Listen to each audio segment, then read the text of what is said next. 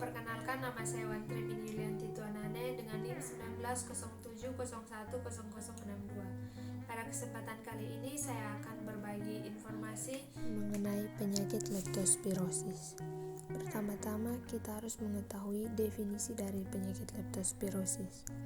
Penyakit leptospirosis sendiri merupakan penyakit zoonosis yang disebabkan oleh mikroorganisme Leptospira yang berbentuk spiral dan bergerak aktif. Selanjutnya, etiologi dari penyakit leptospirosis. Leptospirosis ini disebabkan oleh organisme patogen dari genus Leptospira yang termasuk dalam ordo Spirochaeta dalam famili Trepanometaceae. Bakteri ini berbentuk spiral dengan pilinan yang rapat dan ujung-ujungnya berbentuk seperti kiat sehingga bakteri sangat aktif, baik gerakan berputar sepanjang sumpunya, maju mundur maupun melengkung. Ukuran bakteri ini adalah 0,1 mm x 0,6 mm sampai 0,1 mm x 20 mm. Selanjutnya, siklus hidup dan karakteristik agen.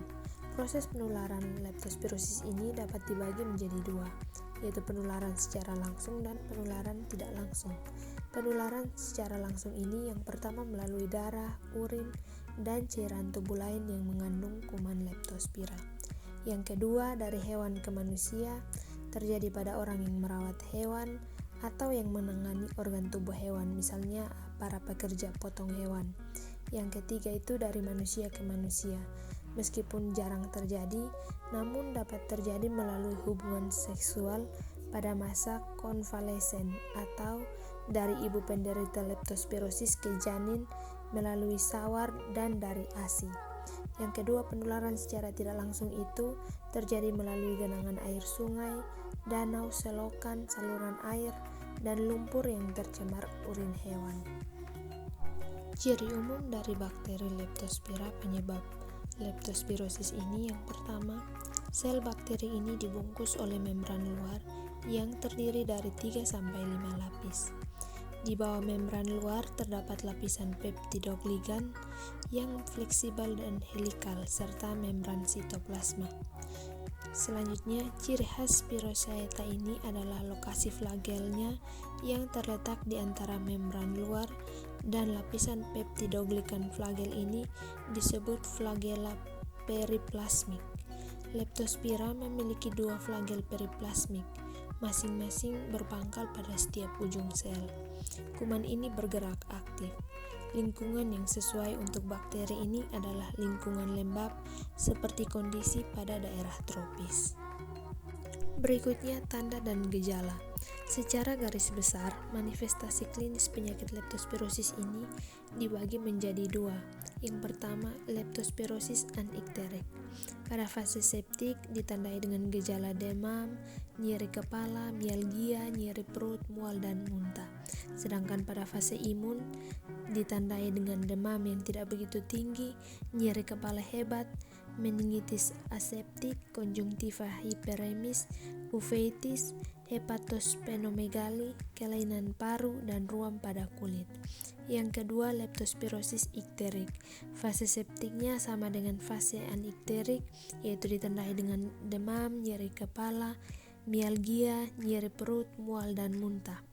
Yang mencolok yaitu terjadi pada fase imun, ditandai dengan disfungsi hepatorenal disertai diastesis hemoragik. Ada beberapa tanda leptospirosis berat. Yang pertama, adult respiratory distress syndrome. Yang kedua, renal failure. Yang ketiga, myokarditis dan periokarditis. Yang keempat, anemia. Dan yang kelima, liver failure. Mari kita kenali gejala leptospirosis. Gejala pada tingkat rendah ditandai dengan mual, muntah, meriang, sakit kepala, nyeri otot, sakit perut, diare, kulit atau area putih pada mata yang menguning, demam, dan ruam pada kulit. Gejala tingkat beratnya itu ditandai dengan gangguan pada paru-paru dengan gejala batuk, napas pendek, dan batuk yang mengeluarkan darah, gangguan pada ginjal yang dapat berujung dengan kondisi gagal ginjal, gangguan pada otak yang ditunjukkan dengan gejala meningitis, gangguan pada jantung yang memicu peradangan jantung atau miokarditis atau gagal jantung. Selanjutnya, klasifikasi. Leptospira terdiri dari kelompok Leptospira patogen yaitu Leptospira interrogans dan Leptospira non-patogen yaitu Leptospira biflexa atau kelompok saprofit.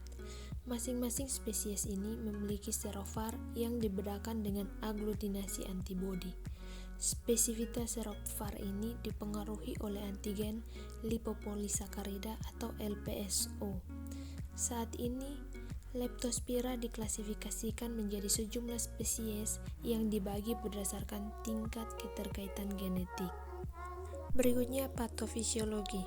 Leptospira masuk ke dalam tubuh melalui kulit yang menembus jaringan mukosa seperti mukosa mulut, saluran pencernaan, saluran hidung, dan konjungtiva mata. Setelah menembus kulit atau mukosa, leptospira akan ikut aliran darah sistemik dan terjadi replikasi serta menyebar ke berbagai jaringan dan organ tubuh. Kemudian terjadi respon imun baik seluler maupun humoral untuk membentuk antibodi spesifik yang bertujuan untuk membunuh leptospira. Tingkat keparahan leptospirosis juga tergantung dari jumlah organisme yang menginfeksi pertahanan respon imun manusia atau hewan dan virulensi strain leptospirosis yang menginfeksi.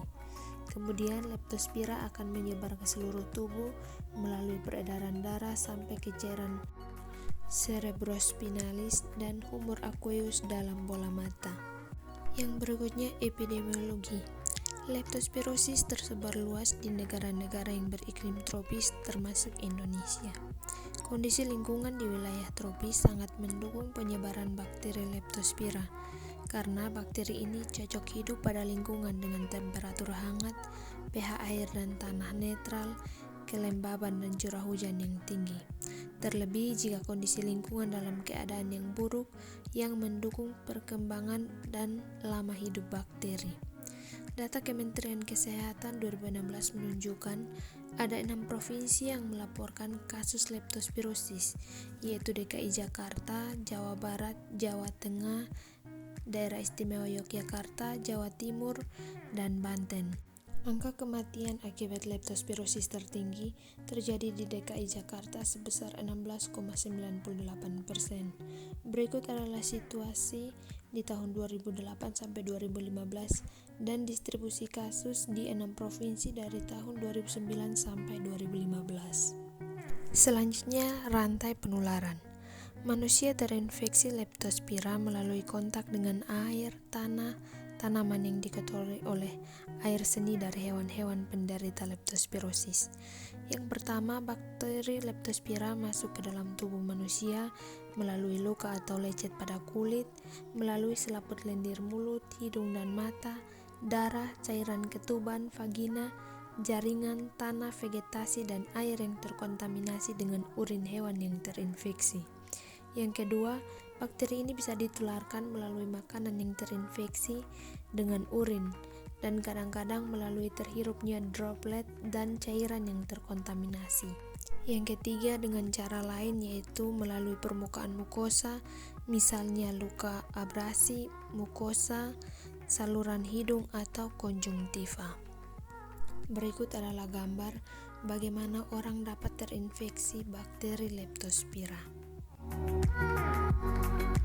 Selanjutnya, faktor resiko. Terdapat 3 faktor resiko. Yang pertama, faktor agen penyakit yang berkaitan dengan penyebab, dalam hal ini jumlah, virulensi, patogenisitas kuman leptospira. Yang kedua, faktor host atau penjamu. Termasuk di dalamnya adalah keadaan kebersihan perorangan, keadaan gizi, usia, taraf pendidikan, jenis pekerjaan, sosial ekonomi, dan lain-lain. Yang ketiga, faktor lingkungan, yaitu lingkungan fisik berupa selokan yang tidak terawat, banyak genangan air, lingkungan biologi berupa banyaknya populasi tikus di dalam atau sekitar rumah, hewan piaraan sebagai hospes perantara, lingkungan sosial berupa jumlah pendapatan, serta lingkungan budaya. Yang berikut upaya pencegahan dan pengendalian. Upaya pencegahan ini yang pertama dilakukan pada hewan sebagai sumber infeksi. Pencegahannya yaitu dengan memberikan vaksin kepada hewan yang berpotensi tertular leptospirosis. Dan selanjutnya kebersihan kandang hewan peliharaan juga perlu diperhatikan. Yang kedua pada jalur penularan. Pencegahan yang bisa dilakukan adalah dengan memutus jalur penularan.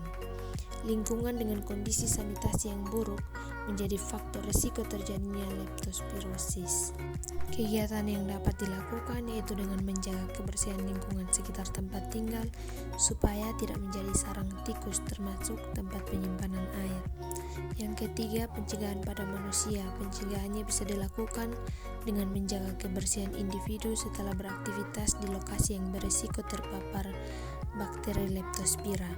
Pendidikan kesehatan untuk penggunaan APD bagi pekerja yang bekerja di lingkungan yang berisiko leptospirosis juga termasuk hal yang penting sebagai bentuk upaya pencegahan.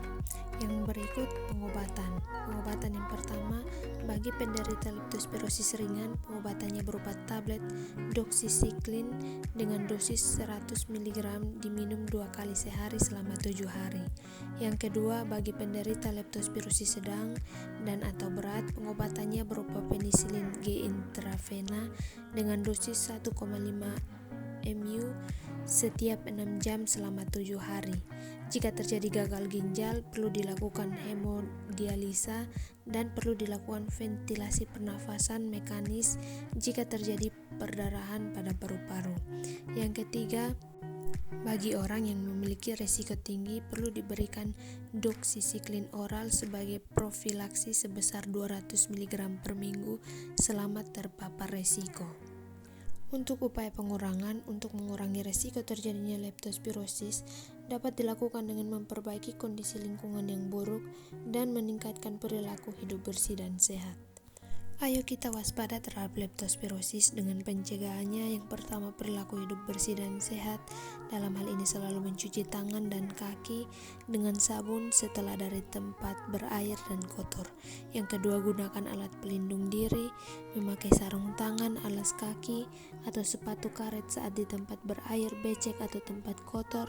Lindungi luka dengan penutup luka yang kedap air. Sekian video dari saya, terima kasih.